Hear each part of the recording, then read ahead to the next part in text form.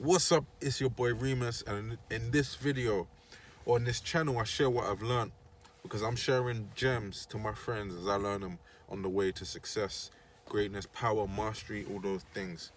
And today I'm talking about what I learned from studying Dame Dash because I study a lot of greats, I study a lot of figures, I study anyone. They don't even have to be great. I can pick up a lesson out of anywhere. But one thing I learned about Dame Dash is the desire to have control over your life. Be your own boss. That's one thing he always says. Be your own boss. Be your own boss. He says it a lot. Be your own boss. And there's that interview he had with Breakfast Club and with the co-host, with the host of the show. He's basically schooling them, saying, look, if you have a man calling another man boss is like calling him daddy. And of course, if you're a worker, you're going to hear that and just be offended. But really, he's giving a message that's going to make you more powerful. There's no way you can say the message doesn't make you more powerful. You can just say you don't like it, so you don't listen to it. But if you did what he said and and you be your own boss, you're gaining power. And of course, not everyone can do it, and not everyone should do it, because who would work then, really? But at the same time, there's people out there who know that they don't like their job. They don't want to just do the same thing. They don't like being controlled. Like me, I can't work a 9 to 5. It's physically impossible unless it wasn't for money and I wanted to work, and I would work for free. I can't work for money. It's just not possible. I'd rather kill myself, like I already said. So when I listen to that, it touches me. But I think there are rules. Like if you want to work for someone, it's totally fine. Like you're not a sucker because you have a job. That's ridiculous. But at the same time, you have to know that it's soulless just working for money. If you work for a company where this is how it should be.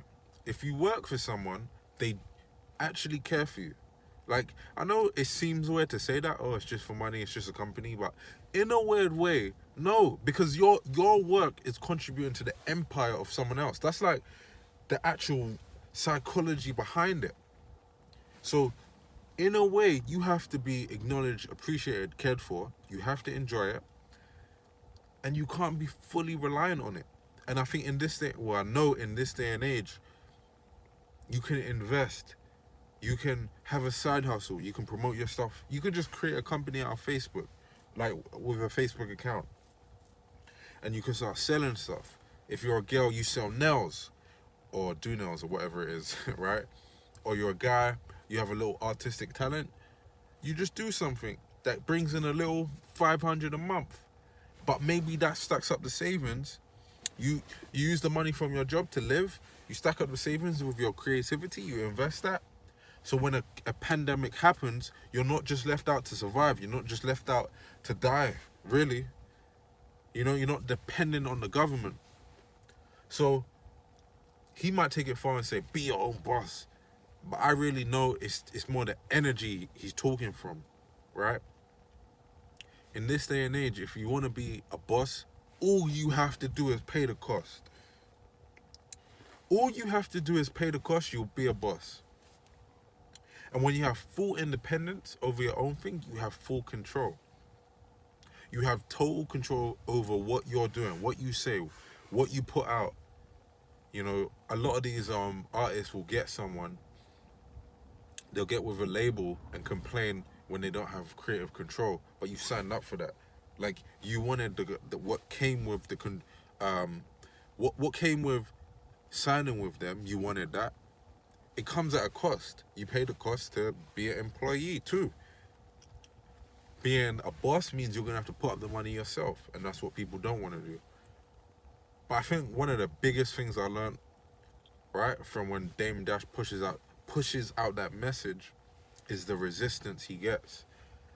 So I have to even think of it for myself, like, yo, if I talk that boss shit, most people aren't gonna like it. I'm actually gonna piss people off by talking that boss shit. You know, but I want bosses around me, for sure. I want bosses around me, or at least people who appreciate that type of talk. But yeah, that's one thing that I've learned. I think that type of mindset helps other people, for sure, because you have more control over yourself. You have more influence. And I don't know about you, but I want to be powerful. Powerful over the world, powerful over myself. I want both. But yeah, that's what I learned. Peace.